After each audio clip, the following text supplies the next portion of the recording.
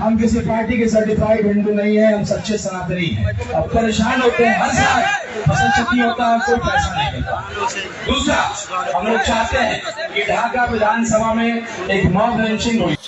दोस्तों, हम आपको बता दें इस समय की सबसे बड़ी ब्रेकिंग न्यूज। आप सबसे पहले यह वीडियो देखिए।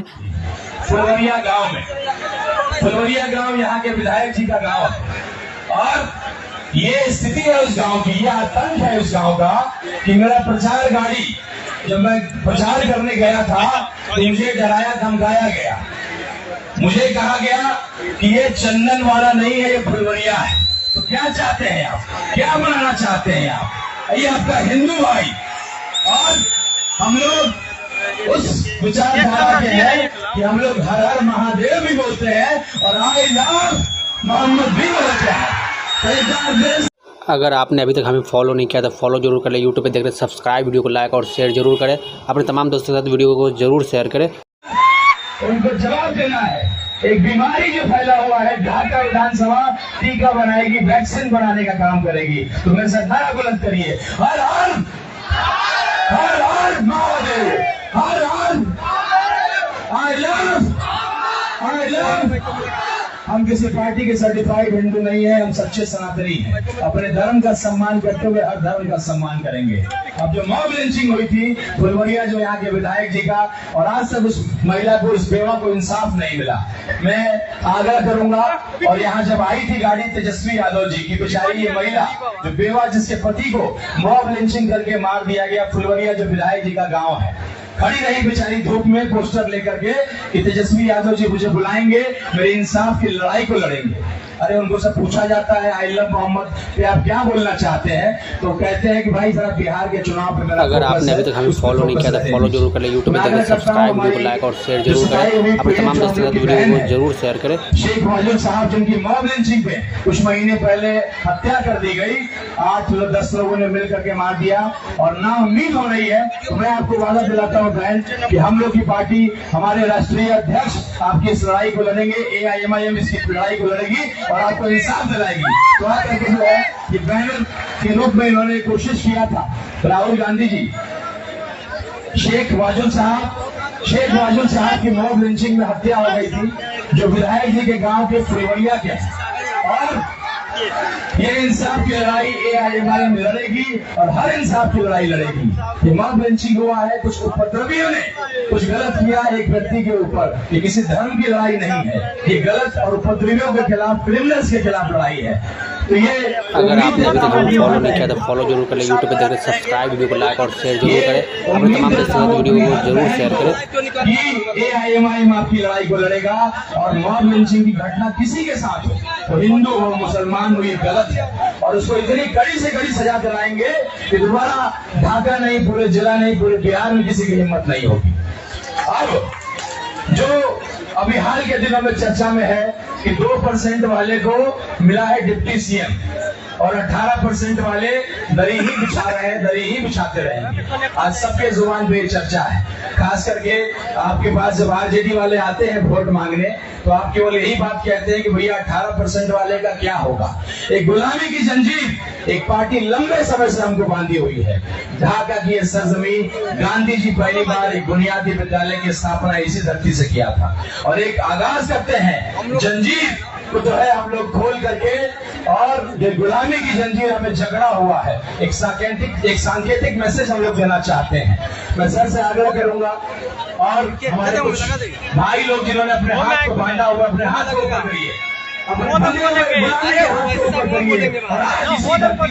ढाका की इस धरती से आपको गुलामी से आजादी का वादा करते हैं। मैं आग्रह करूंगा मेरे कुछ गार्जियन सांकेतिक रूप से जो रिटायर्ड शिक्षक भी है, और ये गुलामी की जंजीरों को ये गुलामी की जंजीरें आज ताला खोल करके सामने सर ताला खोल करके, ये गुलामी की जंजीर, आप सब लोग हाथ खड़ा करिए, मेरे भाई हाथ खड़ा करिए। ये वक्त जो है क्रांतिकारी और ऐतिहासिक वक्त है, ये वक्त अपने जहन में कैद करके रखिए, ये तस्वीर को कैद करके रखिए। ढाका नहीं पूरे बिहार को आजादी दिलाएंगे।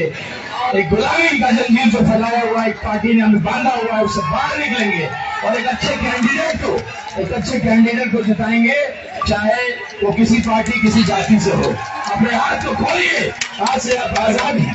काला खुला और ये ढाका की धरती चीख चीख करके बता रही है कि आज से ये गुलामी की जंजीरों को हमने खोल दिया है और ये गुलामी की जंजीरें खोल करके एक नया संकल्प लेते हैं कि आइए ढाका विधानसभा से अगर आपने अभी तक हमें फॉलो नहीं किया तो फॉलो जरूर करें, यूट्यूब पे देखकर सब्सक्राइब, वीडियो को लाइक और शेयर जरूर करें, अपने तमाम दोस्तों के साथ वीडियो को जरूर शेयर करें। AIMIM मुसलमानों की पार्टी, अगर ये मुसलमानों की पार्टी होती तो एक राजपूत के बेटा राणा रंजीत सिंह को इसी मंच से हमारे राष्ट्रीय अध्यक्ष जी ने 6 महीने पहले अपने विधायक का प्रत्याशी घोषित कर दिया। क्या किसी ने किया? आरजेडी से लेके महागठबंधन से लेके लोगों ने आखिरी दिन अंत के दिनों में, और आप सबको मालूम है यहाँ जो टिकट मिला है खेत बेच करके टिकट दिया गया है, और जो व्यक्ति खेत बेच करके 10 करोड़ 20 करोड़ खर्चा करके आपका विधायक बनेगा वो आपके लिए कभी लड़ाई नहीं लड़ सकता है, ईमानदारी से आपकी लड़ाई को कभी नहीं लड़ सकता है। एक मौका, हम लोग पढ़े लिखे नौजवान के रूप में आपकी लड़ाई को मैं लगातार लड़ रहा हूँ। कुछ लोगों ने कहा कि मैं लोकसभा का चुनाव लड़ने आया हूँ, हारूंगा तो भी भाग जाऊंगा, जीतूंगा तो भी भाग जाऊंगा, लेकिन डंके की चोट पे बार बार कहता हूँ कि राजपूत का बेटा हूँ, और राजपूत में एक कहावत है कि रघुकुल रीत सदा चली आए, प्राण जाए पर वचन न जाए। तो ये एक राजपूत का वचन है, ये राजपूत का वचन है कि AIMIM मेरी पहली पार्टी है और कयामत की रात तक इसी पार्टी में खिदमत करता रहूंगा और सेवा करता रहूंगा। और क्यों न करूं? आज किसी विधायक की पहचान कितने दूर तक होती हो? जिला तक, 2 जिला तक। आज राणा रंजीत सिंह को पूरा देश जानता है, मेरी ईमानदारी को देश जानता है, मेरे संघर्ष को देश मानता है। तो ये किसने दिया है, क्यों मिला है? क्योंकि एक ईमानदार नेता के रूप में, एक बेबाक नेता के रूप में, एक आदर्श के रूप में हम लोगों ने अपने बैरिस्टर साहब को नेता माना है, और उन्हीं के अंदाज में उनसे सीख करके हम लोग इस लड़ाई को बेबाकी से लड़ते हैं, ईमानदारी से लड़ते हैं। किस पार्टी से मुझे ऑफर नहीं मिला?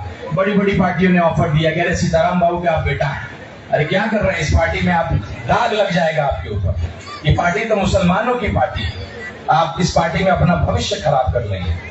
तो मैं उनको यही जवाब देता हूं, ये मुसलमानों की पार्टी नहीं है, ये कट्टर मुसलमानों की पार्टी नहीं है जो आप दाग लगाते हैं, ये कट्टर देशभक्तों की पार्टी है।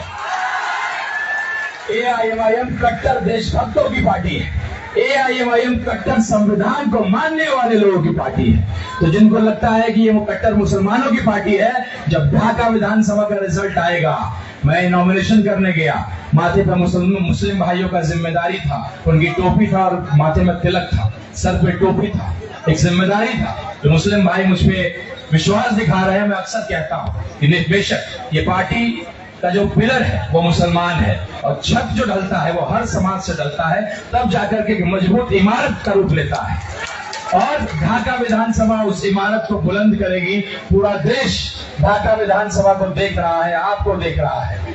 ये देखते हैं कि हिंदू कितने दिन तक ईमानदारी से मुसलमान भाइयों की, दलित भाइयों की, मजलूम भाइयों की लड़ाई को लड़ता है, और पूरा हिंदू समाज ये देखना चाहता है कि चलिए लगातार मुसलमानों की लड़ाई को लड़ रहे हैं, लगातार उसकी खिदमत कर रहे हैं, फिर धोखा खाएंगे। जैसे लोकसभा में बेइज्जत हुए थे, 12,000 वोट आया था, मैं बेइज्जत हुआ था।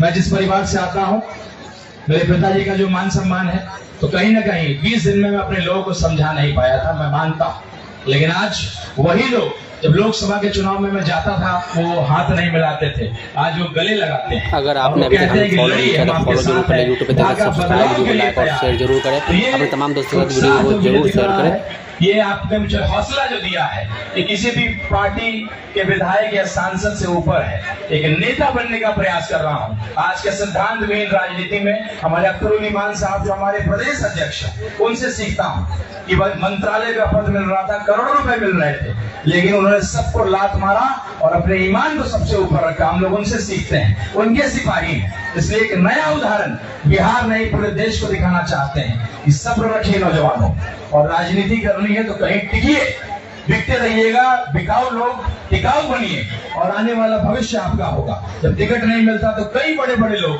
आए कि मुझे टिकट दिला दीजिए, इस पार्टी से मुझे टिकट दिला दीजिए, लेकिन वही लोग अगर 6 महीना पहले, 1 साल पहले आते हैं, चूंकि हमारी पार्टी का आप जानते हैं सिद्धांत है, कार्यकर्ताओं को टिकट देते हैं, ईमानदार लोगों को टिकट देते हैं।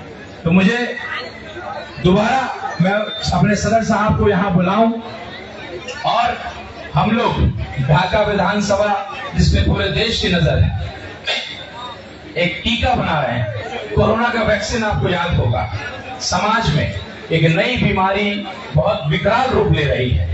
हिंदू मुसलमान हर पार्टी, चाहे वो आरजेडी हो या भाजपा हो, उनको मालूम है कि हिंदू मुसलमान करेंगे बिना कुछ किए हुए, बिना कुछ काम किए हुए, बिना कोई विकास की बात किए हुए हमें वोट मिल जाता है। इस बीमारी को, इस कैंसर को ठीक करेगी ढाका की जनता। एक वैक्सीनेशन तैयार कर रही है, उस वैक्सीनेशन का नाम है राणा रंजीत सिंह। ये वैक्सीनेशन तैयार होगा, ढाका की जनता इसके निर्माण करता होगी, इसको बनाएगी। और मुझे पूरा विश्वास है कि जिस दिन ढाका विधानसभा ने अपने एक हिंदू विधायक को सदन में हैदराबाद का बना हुआ जो है शेरवानी को पहन करके